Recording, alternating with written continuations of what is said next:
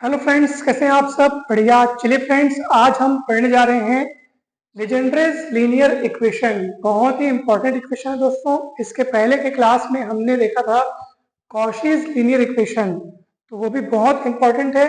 अगर आपने वो वीडियो नहीं देखा है तो जरूर जाइए, इस वीडियो के डिस्क्रिप्शन बॉक्स में आपको उस वीडियो का लिंक मिल जाएगा, क्योंकि वहां पर बहुत डिटेल में बताया गया है कि किस तरह से यदि हमको कॉशी लीनियर इक्वेशन दिया है तो वहां पे हमको x बराबर क्या मानना है, वो मानने के बाद फिर dy बाई डी एक्स और d two y by D x square के मान कैसे निकालने हैं, तो पूरा वहां पे डिटेल में समझाया गया है। और वो जब अपन dy बाई डी एक्स की वैल्यू और उसके बाद d two y by D x square की वैल्यू जब अपन पूरा लाते हैं तो वो प्रोसेस को वहां पे समझाया गया, और जो रिजल्ट है हमारा उसको अपन फिर डिफरेंशियल इक्वेशन सॉल्व करने में अपन उसको इस्तेमाल किए। तो वो रिजल्ट आज हम यहाँ डायरेक्ट इस्तेमाल करेंगे, क्योंकि रिजल्ट वही यूज होगा, बस कॉशी लीनियर इक्वेशन से ये जो लीजेंड्रेस लीनियर इक्वेशन किस बात में अलग है वो आज हम देखेंगे। बाकी उसके बाद जो आगे का सॉल्व करने का तरीका वो एक जैसा है, तो इसलिए उस वीडियो को जरूर देखिएगा। साथ ही साथ उसके पहले के सभी वीडियोस को आप जरूर देखिएगा दोस्तों। सभी वीडियोस के लिंक आपको डिस्क्रिप्शन बॉक्स में मिल जाएंगे। साथ ही साथ आपको अगर किसी भी टॉपिक में डाउट हो तो भी आप बेझिझक बिंदास पूछ सकते हैं दोस्तों। तो चलिए जल्दी से शुरू करते हैं। Legendre's linear equation, an equation of the form p0 a plus B X की घात में n dn y by D x की घात में n plus p1 a plus B X की घात में n minus one dn-1 y बटे डी एक्स की घात में n माइनस वन, ठीक है। और plus plus plus plus P N Y is equal to Q X. अब देखो यहाँ पे कौन कौन क्या क्या है। P0, P1, P2 ये सब लोग जो है ना वो कौन है, रियल कॉन्स्टेंट्स हैं, ठीक है। और QX जो है वो क्या है, x का कोई फलन है, ठीक। तो इस प्रारूप का अगर कोई इक्वेशन हो तब हम इसे कहते हैं लीजेंड्रेस लीनियर इक्वेशन, ठीक है दोस्तों। P0, P1 ये सब लोग कौन है, ये सब रियल कांस्टेंट्स हैं, ठीक। तो इस बात का आप अच्छे से ध्यान रखिएगा। अब हमने यहाँ पर एक डिफरेंशियल इक्वेशन लिखा हुआ है, आप देखिए क्या ये इस फॉर्म में दिख रहा है कि नहीं दिख रहा है। देखो a प्लस बी एक्स के स्थान पर आपको 1 प्लस एक्स दिख रहा है, ठीक। और ये जो P0, P1, P2, Pn तक के जितने भी कॉन्स्टेंट्स हैं उसके जगह पे आपको 1 1 दिख रहा है, ठीक है।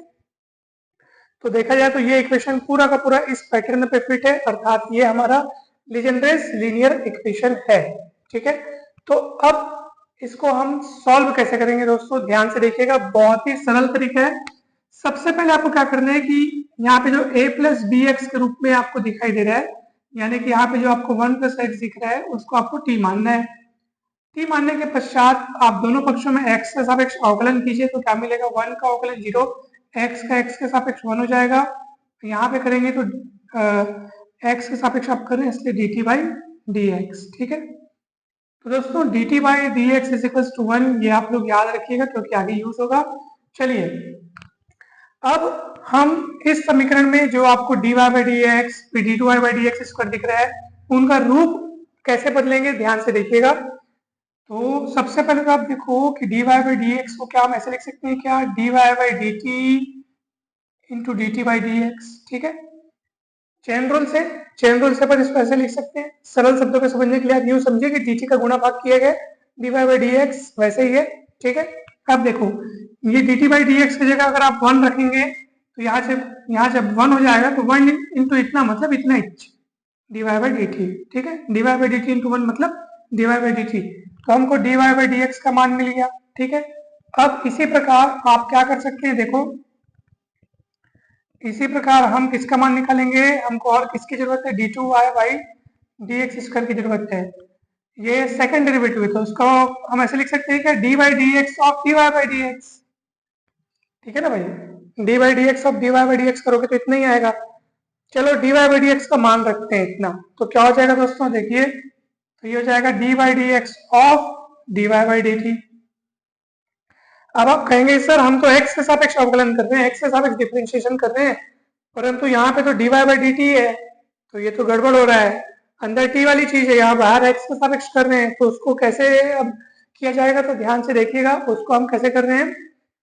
ठीक है, it implies that d square y by D x square is equals, तो यहाँ पे हम फिर से dt का गुणा भाग कर रहे हैं। देखो ध्यान से देखिएगा, ये जो dy बाई dt है ना वो अपनी जगह पे है, ये d बाई ये क्या है dx, तो हम dt का भाग dt का गुणा और जो उधर dx था उसको इधर लेके आए।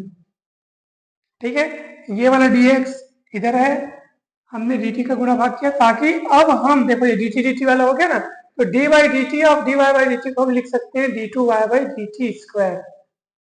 ठीक है दोस्तों, और ये फिर से d t by D x हो गया, तो d t by D x का मान कितना है 1 है, तो इंटू 1 मतलब d two y by d t square. कहीं कुछ कठिनाई नहीं है। ठीक है, ये भी चैन रूल से हुआ है दोस्तों। ठीक है, ये जो प्रोसेस हुआ है वो चैन रूल से हुआ है। चलिए अब बताइए क्या होगा। अतः आपका दिया हुआ समीकरण 2 बोल देते हैं इसको। ठीक है, समीकरण 1 इसको बोले, ये 2 बोल देते हैं। चलिए अब आप देखेंगे यहाँ पे, अतः समीकरण 2 से, तो समीकरण 2 में आप इन सभी मानों को रखो, इन सभी वैल्यूज को रखिए जिसको जिसको आपने जो जो माना है, d y by D x की वैल्यू आई है, d two y by D x square की वैल्यू आई है, सबको आप रखिए। तो चलिए रखेंगे तो क्या मिलेगा दोस्तों, ध्यान से देखिएगा, 1 प्लस एक्स को अपन ने टी माना है तो ये टी स्क्वायर हो जाएगा। ठीक है, ये 1 प्लस एक्स को अपन ने टी माना है तो टी स्क्वायर हो गया। D square y by D x square की वैल्यू अपन ने यहाँ पे लाए हैं तो d two y by d t square हो गया, प्लस फिर 1 प्लस एक्स को टी माने तो यहाँ पे रख देंगे t, d y by D x का मान अपन लाए हुए हैं, देखो d y by D x का मान है d y by d t, और प्लस वाई बराबर 4 कॉस लॉग 1 प्लस एक्स को अपन टी माने हैं। ठीक है, इक्वेशन 3 बोल दो। अब गौर से देखिए ये इक्वेशन किस रूप में कन्वर्ट हो चुका है। देखो ये तो अपना कॉशी वाले फॉर्म में कन्वर्ट हो चुका है, कॉशी लीनियर इक्वेशन के फॉर्म में ये कन्वर्ट हो चुका है दोस्तों।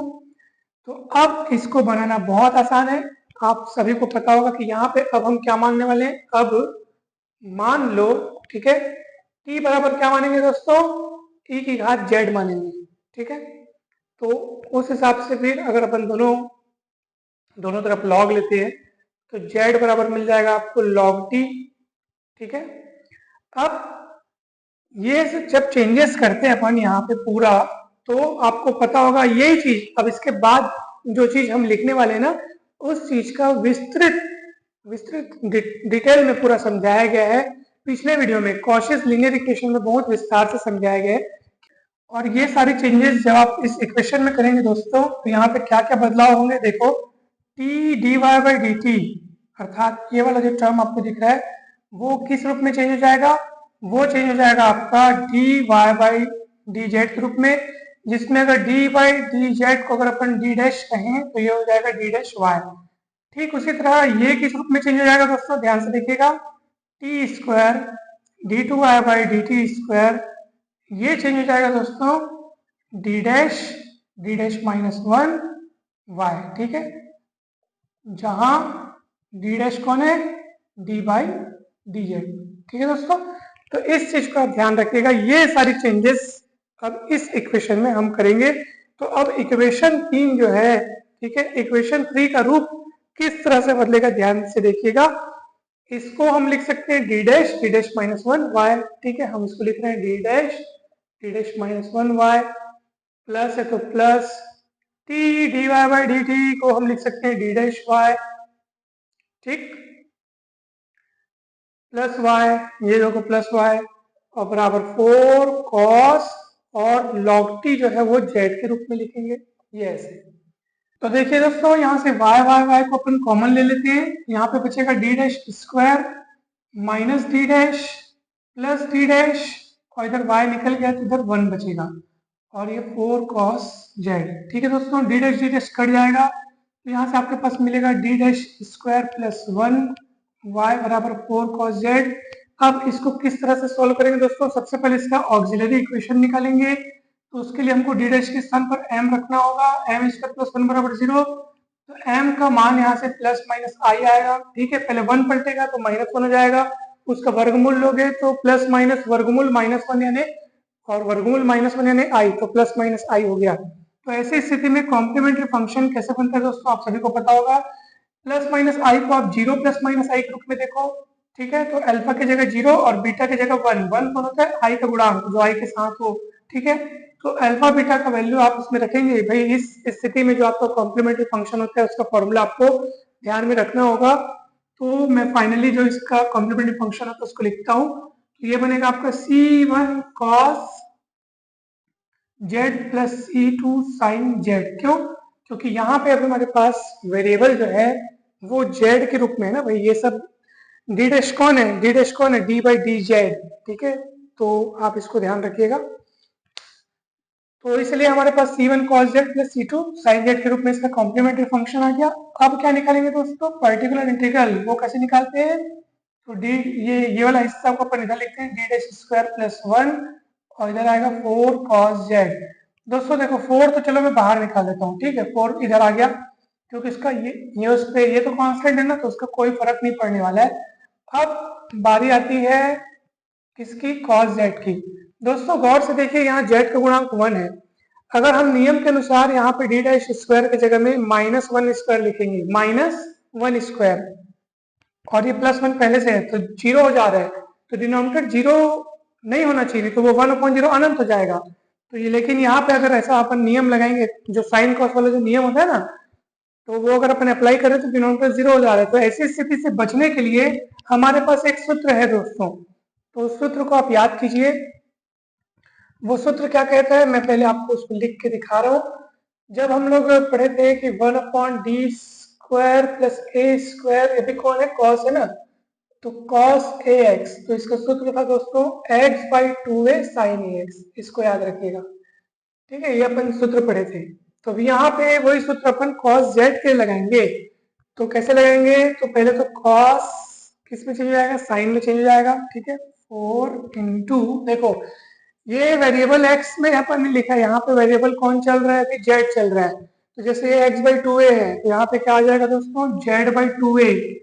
a कौन है, ये देखो ए स्क्वायर, उसके जगह पे 1 दिख रहा है, तो z/2a, a मतलब 1। ठीक है, फिर क्या आ जाएगा, साइन ax मतलब साइन z। ठीक है, यहाँ पे 1 है। ठीक है ना, तो ये देखो अब ये कटेगा 2z sign z, 2z sign z। ठीक है, z है ना, ये भी z है। ये आपका आ गया दोस्तों। तो ये फॉर्मूला आप याद रखिएगा दोस्तों। ठीक है, वही फॉर्मूला तो यहाँ इस्तेमाल हुआ है। पी आई आपके पास आ गया दोस्तों। ठीक है, अब सी एफ भी आ गया, पी आई भी आ गया, तो देर किस बात की, दोनों को जोड़ दो, फाइनल सॉल्यूशन तैयार। तो चलिए अब हम इसको मिटाने जा रहे हैं दोस्तों। तो अतः दिए गए समीकरण का अभिष्ट पूर्ण हल क्या होगा, required solution of the given differential equation is given by y equals cf plus pi। तो cf कौन है, c1 cos z plus c2 sin z plus pi कौन है, 2z sin z। z किसको माने दोस्तों, z मतलब log t, तो रख दीजिए c1 cos log t, c2 sin log t, 2 log t sin log t। जहां जहां z वहां वहां log t, परंतु t किसको माने हैं, 1 प्लस एक्स को माने हैं, उसको भी आप लौटाएंगे। फाइनल अंतिम उत्तर तो आपको x के टर्म्स में लाना है ना, log, अरे cos कहाँ गया, हाँ c1 cos log, और t की जगह रखेंगे 1 plus x, c2 sin log 1 plus x. ठीक है दोस्तों, और वैसे ही प्लस क्या आएगा, प्लस में आएगा 2 log 1 plus x sine log 1 plus x. ये ऐसा। अब ये कंप्लीट उत्तर आ गया दोस्तों। कहीं पर भी डाउट है तो जरूर पूछिएगा। ठीक है, c1 cos log x, sorry c1 cos log 1 plus x plus c2 sin log 1 plus x plus 2 log 1 plus x sine log 1 plus x. ठीक है, तो इस तरीके से सॉल्यूशन कंप्लीट होगा दोस्तों। मुझे पूरी उम्मीद है कि आपको बहुत अच्छे से समझ में आया होगा। यहाँ पे जो भी फॉर्मूले इस्तेमाल किए गए, जो कुछ भी आपको नियम दिखाई दे रहा है, अगर उसमें जरा भी डाउट हो दोस्तों तो एक बार हम आपसे फिर से कहना चाहते हैं कि इसके पिछले सारे वीडियोस आप जरूर देखिएगा, क्योंकि ये टॉपिक जो है वो इस चैप्टर का अंतिम टॉपिक है, सोचो। इसलिए इसमें जो भी इस्तेमाल हुआ है वो सब पहले पढ़ा जा चुका है, और उन सभी वीडियोस को सीरियल वाइज लेक्चर क्रमांक के अनुसार आप बहुत सरलता से देख सकते हैं। इसी वीडियो के डिस्क्रिप्शन बॉक्स में आपको लाइन से सभी वीडियोस मिलेंगे दोस्तों। वीडियो ढूंढने में या क्रम अनुसार तय करने में आपको बिल्कुल भी दिक्कत नहीं जाएगी। बस सीरियल दिया हुआ है, सीरियल उनका लेक्चर क्रमांक दिया हुआ है, आप लाइन से सारे वीडियोस देखते जाइए। एक एक टॉपिक आपको स्टेप बाय स्टेप क्लियर होते जाएगा। ये फॉर्मूला कब क्यों इस्तेमाल होता है, क्योंकि मतलब जब अपने पास पर्टिकुलर इंटीग्रल निकालने के लिए अलग अलग तरह के फंक्शंस होते हैं, तो कब किस रूप में पर्टिकुलर इंटीग्रल का फॉर्मूला क्या होगा, ठीक है, वो सब को बहुत अच्छे से सिखाया गया दोस्तों। तो आप जरूर देखिएगा, बहुत ही यूजफुल वीडियोस है, बहुत ही हेल्पफुल वीडियोस हैं दोस्तों। ये वीडियो अगर अच्छा लगा हो तो जरूर लाइक कीजिएगा, चैनल पर नए हैं तो सब्सक्राइब कीजिए और वीडियो को दोस्तों के साथ शेयर जरूर कीजिए। ये चैनल आपको बीएससी के साथ भी और बीएससी के बाद भी सभी कॉम्पिटिटिव एग्जाम्स की तैयारी के लिए बहुत काम आएगा दोस्तों। आप सभी का बहुत बहुत धन्यवाद। जल्द ही मिलते हैं नेक्स्ट वीडियो में न्यू टॉपिक के साथ। तब तक के लिए आप इस चैप्टर के सवालों की बहुत अच्छे से प्रैक्टिस करें। Thank you so much.